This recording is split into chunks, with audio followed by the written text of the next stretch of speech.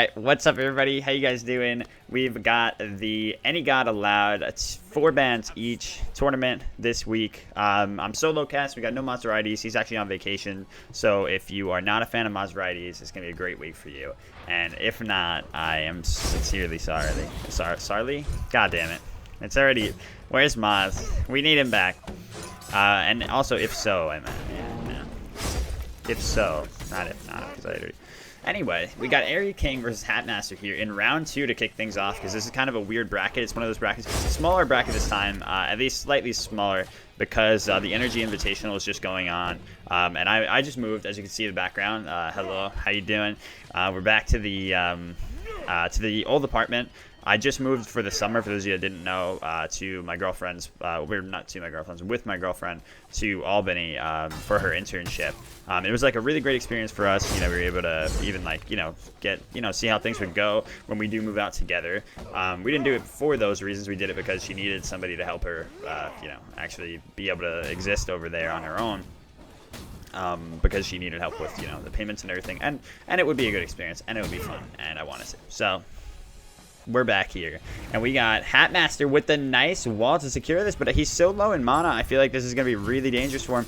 It definitely is. I don't know if he'll make it out of here with the dash coming out from Aerie, but no, gets himself out, but wastes the 2, so he's not going to have any clear here. The good thing for him is he's just tanky enough to be able to take this right now, even without having a Mark of the Vanguard. Oh my god, he's actually just autoing through here. Aerie fights through it, not realizing the amount of damage coming out from the creeps, as well as the red buff from Hatmaster just deleting Aerie there so early on.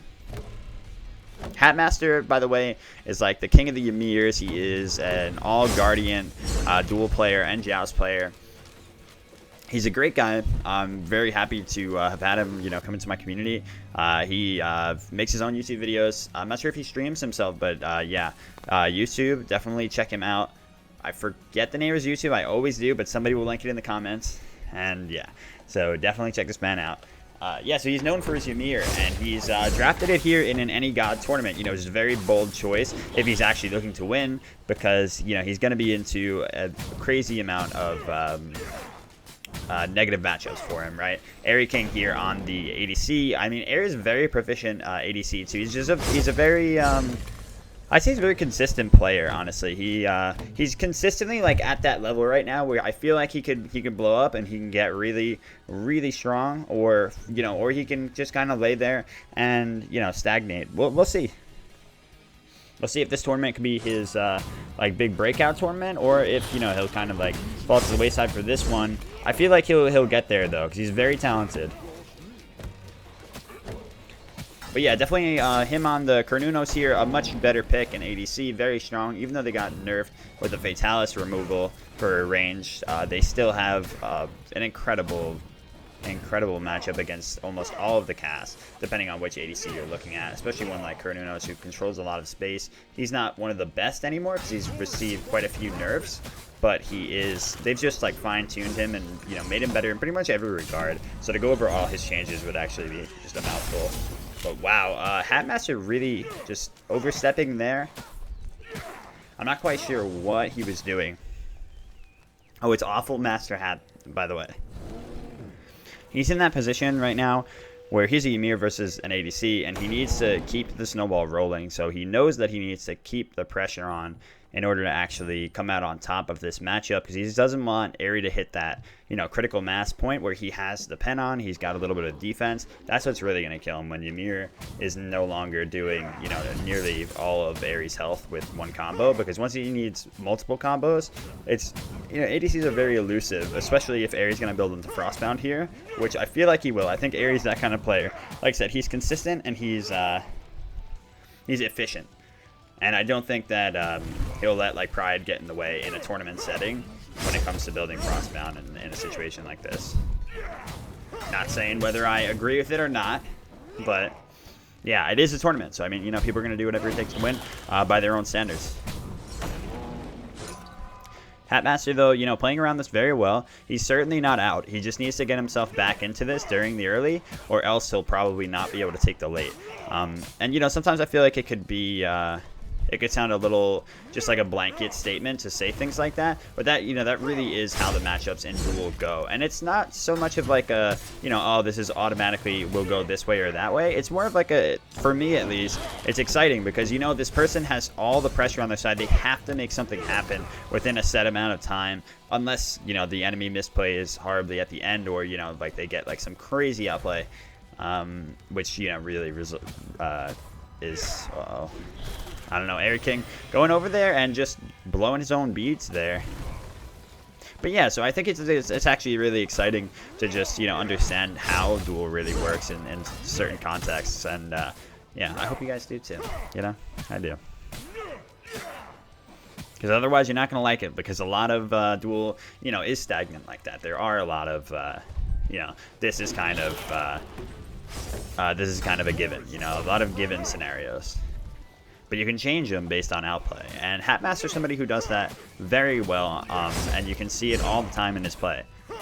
Because he's a Guardian main who's just, you know, doing his thing. But who he's up against is very important, and Eri has to prove that he's that kind of caliber player that won't be walked all over, yeah, in a winning matchup like this. And we'll see if he's able to, you know, put himself up there on the board today. Hatmaster just rushing Poly. This is something that I've never understood that I know that he does. He gets Poly on very early, and it's like the complete anti-NShadow build, because I always say that you should wait until later on to get Poly. I'll have to talk to you about this at one point. Yeah, because Poly, oh, he missed both of those abilities, so Ares going to go on the aggressive. I don't know if he has enough damage yet, but yeah, Silver Branch is complete, but he doesn't look for the ultimate there. I feel like while he was in that tight corridor, he might have had a good position for it with everything being down, but the wall was still up. But no, it doesn't matter if he turns him into a pig, right? So you're silenced basically during that, right? So maybe a missed opportunity there for Eri. I was terrified of my PC not working when I took it out of the box and plugged it in here, by the way. Yeah, absolutely. Because I've had so many. I was riddled with PC problems all summer, you guys. It like almost destroyed my channel, but it didn't, thanks to all of you guys who have just been, you know, so amazing and so loving and so just the best. So just the best, exactly. So yeah, like I said, the Poly early, you're missing out because the passive is completely based on how much overall power you have, right? It's plus 75% of your magical power as additional damage in the next auto you swing, and if you're really going to commit to that, I just feel like it's not as strong, but I guess with Ymir it's a given that you're going to be hitting the next auto anyway, so, you know, it being percentage based, it'll just keep increasing the more you have. I just don't get why you would rush it, you know, like why you'd want that early on instead of some form of early pen or defense, but, you know, he makes it work, and I'll definitely have to ask him about that.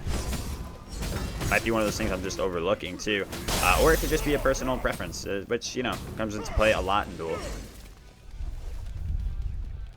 So ultimate expended for Hatmaster here. Air King, wow, he must have just gotten those beads back up. Ultimate not on the money there, though. Yeah, I'm so surprised those beads were back up because I feel like he just blew them in that other engagement. But a pretty long cooldown, 160 seconds or so. Ooh, this is going to be another close one. These players just keep going at it. Oh, wow. It looks like Ares is actually lagging there. You can see the character's awkward motions there. Was almost definitely lag.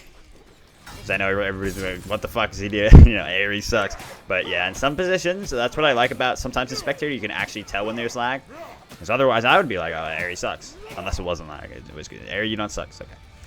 Don't worry. Hatmaster has gone Thorns and Blink. So Blink's going to help him initiate a lot onto the Ares. Ares got a very predictable, you know, escape path with his 3. He doesn't have a jump. It's not even like a... Do they categorize those dashes differently, like the Chiron dash, where like you're dashing but you're kind of running and you know, I don't know. It's probably still a dash. I don't know. I'm probably overthinking it, but yeah, it might just be the animation that I'm thinking of the difference. But you know, it's very straightforward. It's just that straight line dash. It's not that crazy or anything, and it has a little bit of startup too. So it's pretty easy to counter. And especially if Hatmaster can bait it out, then blink on it, then Eri is just completely done because his ult doesn't CC immune either. So if he tries to ult, Hatmaster ults, which he is CC immune during, and then boom, good. It'll be a very good counter play.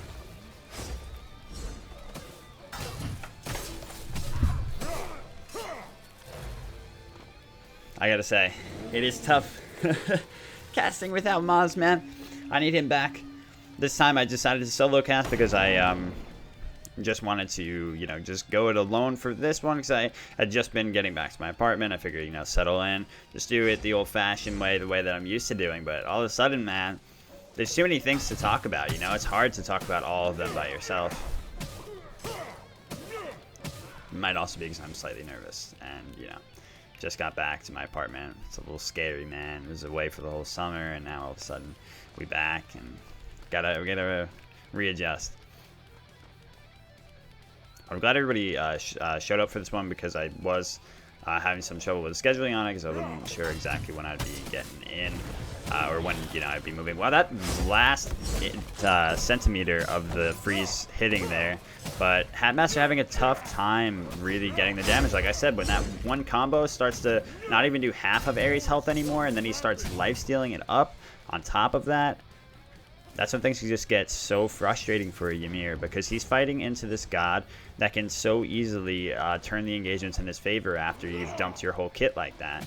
So if Hatmaster doesn't come up on top, you know, Eri doesn't need his whole kit to fight back. If he's already expended his, he can just throw as many autos as he wants, especially with that summer form just hitting for so much. And even if he, you know, combines it with the autumn form getting the physical protection debuff as well, or not, I'm sorry, is it actually a pen increase? Either way, it's a yeah, effective, I think it's effective pen. Eri's been very mindful here of the freezes from Hatmaster. He's been baiting quite a few of them out. Definitely solid counterplay around the Ymir.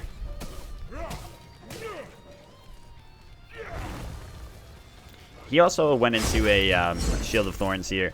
Both players recognizing just how powerful this item is. Problem for Hatmaster, he's a magical god, so Shield of Thorns hits him even harder because he can't build magical defense into it. Whereas, you know, Eri has the magical defense up against Hatmaster's shield. But the good thing about it is against ADCs, it now reduces their lifesteal by 50% at max rank. So he doesn't have it, you know, once he upgrades, it'll do that. So hopefully in the later stages of the game, that'll be helpful for Hatmaster.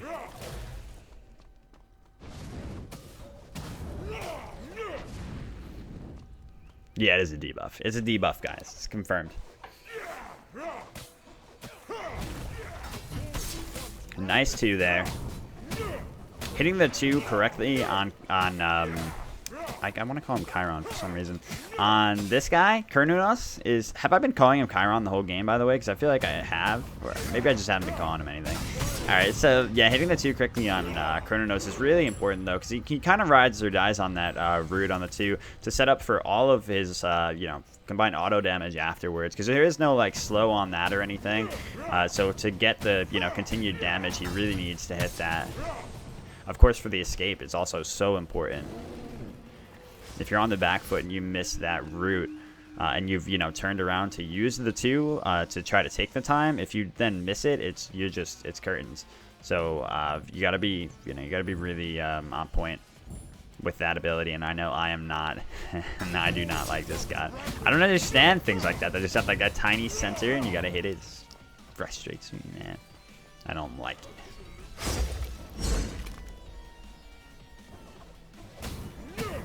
So Hatmaster notably not going into Bancrofts here, which is, you know, something that I often do too on a lot of gods, but Ymir not being one of them. I would have went the Bancrofts at the spot of Poly. And also, I understand, by the way, I just thought of, like, sometimes when I'm watching Smash casters, I'm like, why are they relating it to themselves so much? And it's hard not to. Sometimes when you're playing, like, Ymir, like, I was known for my Ymir in Season 2, so it's tough in these situations, you know? It's one of those that once it's a little too close to home, you can't separate yourself from it, but I will absolutely try to, by the way. So yeah, he doesn't go into the Bancrofts here. Instead, goes for that poly, and now has a Divine Ruin in this spot, which will be very helpful for him because look at this. Airy King is taking poke, he's just taking everything that Hatmaster can give, and then is responding by completely healing off of the wave with his spring stance. Look at this, Divine Ruin or not. Because it's by this point, it's mostly taken, it's mostly unapplied, the debuff from Divine, and now he's just able to reset and get it all back. Hatmaster obviously not having the same luxury. It's just getting poked out hard, and now Airy taking the advantage. I was going to actually just say, with this kind of exchange, you can see when you're getting health like that, your opponent is slowly being withering away. Just take it to the Bull Demon. And wow, so smart. The only thing I think of the Airy is like, you should take the aggressive here. Just go straight for it more often, but I think he finally has recognized exactly that. And he does switch over to the slow, and that was so smart. But Hatmaster with a great wall. Is he actually going to get out here? Wow. No, he just stops his back. He wants to steal this. I can't even believe this. See, sometimes I feel like this guy just, he definitely plays more for show than for the solid win. And you can tell because wait, did he get it? I can't tell who got it. It went to Airy. What a goddamn shame. I'm not even sure what applied there. Was it the Brimble Blast was still ticking? Wow. That is crazy. What a great play from Hatmaster. An insane blink. And it's still, yeah, it must have been the ticks from the Brimble that still ended up taking it, the dot damage there. Wow, Airy King nets himself a very important FG.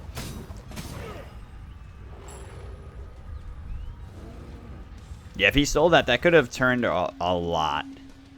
Because the engagement actually was very close, too. Lucky for him, at least, that he didn't die for it. And he's still going strong. I say Airy's playing quite passive now. He's only really like reacting. He's poking, but like he pokes to try to get objectives, and then he tries to just play around Hatmaster's advances for the most part, or he'll bait his advance and then go, for something off of that. See, like here, go straight for the creeps instead of just going straight for the fight. That's what I mean by him just being like he's a very efficient player. He knows the right way to just I guess say. Right way to just like abuse Duel, and then play it for exactly what it is. Good freeze from Hat. Got that out just before the ultimate went off, so it saved him some time, but it just, unfortunately, is not enough. This is kind of reaching F6 territory here now, as 2 levels up is Airy King, and he's definitely just going to be able to power through, take this Phoenix with the greatest of ease.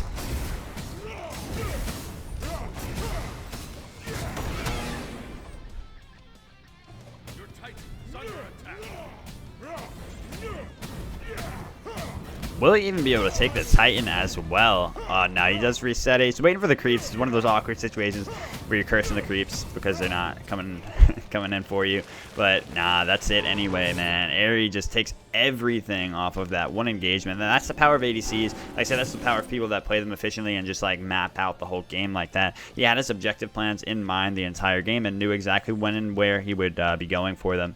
Hatmaster put up an extremely valiant effort. I feel like that FG or Bull Demon play was just so insane. It was so like thematic too, right? Of these two players, Airy going for it because he had conditioned Hatmaster to give it to him, and Hatmaster, knowing that he was almost definitely going to lose that engagement, went for it anyway, and it almost panned out for him with the flashy play, but ended up just still going Airy's way. Great game. GG.